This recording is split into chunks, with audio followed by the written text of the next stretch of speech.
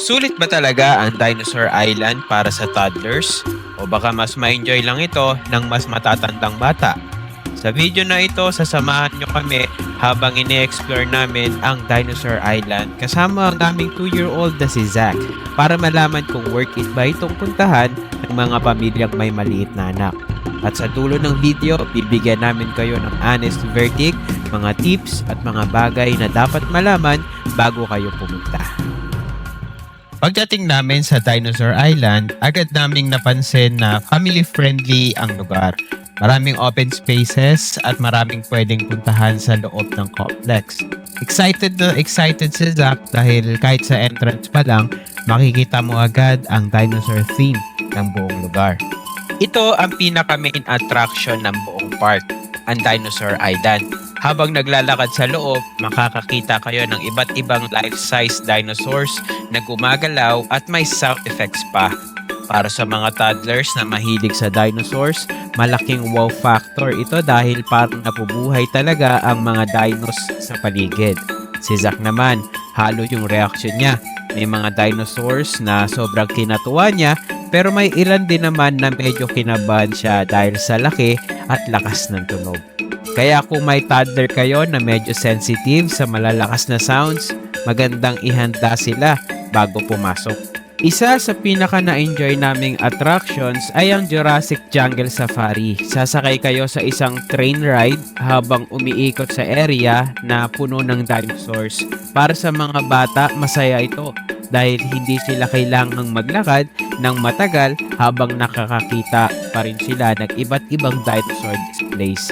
Ito rin ang isa sa mga parts na pinaka na-enjoy ni Zach dahil relaxed habang namamasyal. At isa sa hindi namin inaasahang magugustuhan ni Zach ay ang fish feeding experience. Simple lang siya pero sobrang saya para sa mga bata dahil interactive. Minsan nga mas natutuwa pa ang toddlers sa ganitong activities kaysa sa mga attractions mismo. Kung may toddler kayong kasama, huwag niyong skip to. Bilang magulang, isa sa mga pinaka-importanteng tanong ay magiging enjoyable ba ito para sa isang toddler? Para sa amin, oo. Hindi lang dahil sa dinosaurs, kundi dahil maraming bagay na nakaka-engage sa kanilang curiosity. May mga open areas, iba't ibang makikitang attractions, at sapat na activities para hindi agad sila mabore. Punta tayo sa mga pros ng Dinosaur Island. Una, dinosaur theme experience na unique para sa mga bata. Pangalawa, life-size moving dinosaurs. Pangatlo, Jurassic Jungle Safari train ride. Pangapat, interactive experiences tulad ng fish feeding. Panglima, family-friendly destination. Pang-anim, maraming photo opportunities. Sa mga cons naman, may ilang dinosaurs na maaaring matakot ang mas maliit na bata. Pangalawang cons, mainit kapag tanghali kaya mas okay pumunta ng maaga. Pangatlong cons, kailangan ng konting lakad sa pagitan ng attractions. So tips, before you go, narito ang ilang tips namin bago kayo pumunta. Una, pumunta ng maaga para hindi masyadong mainit. Pangalawang tips namin, magdala ng tubig. Pangatlong tips, magdala ng stroller kung may mas batang toddler. Sa amin, merong bike si Zach, kaya dinala namin at malaki talaga ang tulong nito.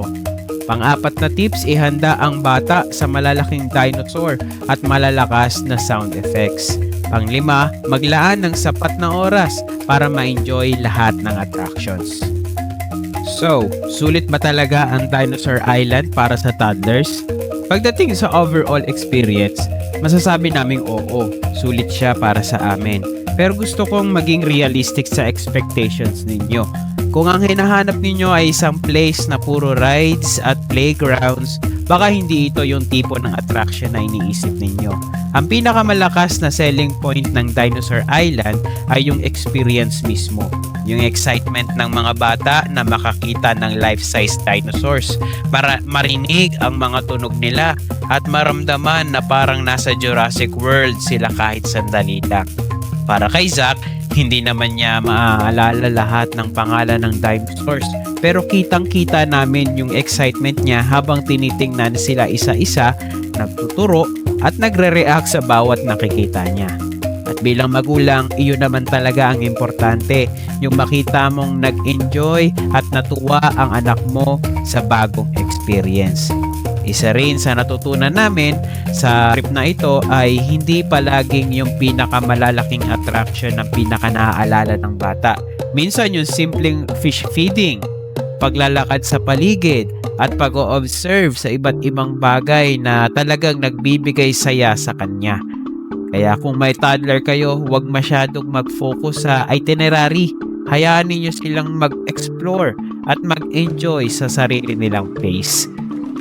Sa usapin naman ng value for money, masasabi naming sulit siya bilang isang family day trip. Hindi man ito perfect para sa lahat, pero kung naghahanap kayo ng destinations na kakaiba sa usual na mall, playground o indoor activities, magandang option ng Dinosaur Island. Lalo na kung gusto ninyong makaranas ng something different kasama ang inyong mga anak. At para sa amin, hindi lang dinosaurs ang nagiging highlight ng araw na ito, kundi yung quality time bilang pamilya, yung mga simpleng tawanan, at yung makita naming masaya si Zach habang nagdi-discover ng mga bagong bagay. At minsan, iyon naman talaga ang dahilan kung bakit tayo bumabiyahe bilang pamilya. At iyon ang naging experience namin sa Dinosaur Island kasama ang aming 2-year-old na si Zach. Sana nakatulong ang video na ito para malaman ninyo kung bagay ba ito sa inyong pamilya at kung ano ang pwede ninyong i-expect kapag bumisita kayo rito. Kung may mga tanong kayo tungkol sa Dinosaur Island, ticket prices, travel tips o iba pang attractions na pwede naming subukan, i-comment nyo lang sa baba at susubukan naming sagutin. At kung may mga recommendations din kayo ng mga places na magandang puntahan kasama ang toddlers, gusto rin naming marinig iyon dahil lagi kaming naghahanap ng susunod naming family adventure. Sa channel na ito, nagsishare kami ng mga budget-friendly family tips, trips, toddler-friendly destination, at honest reviews para makatulong sa ibang parents na naghahanap ng masayang bonding experience kasama ang kanilang mga anak. Kaya kung gusto niyo ng ganitong klase ng content, don't forget to like this video, subscribe to the channel, at i-click na rin ang notification bell para updated kayo sa mga susunod naming adventures. Maraming salamat sa panonood at magkita-kita tayo sa susunod nating family adventure. Bye!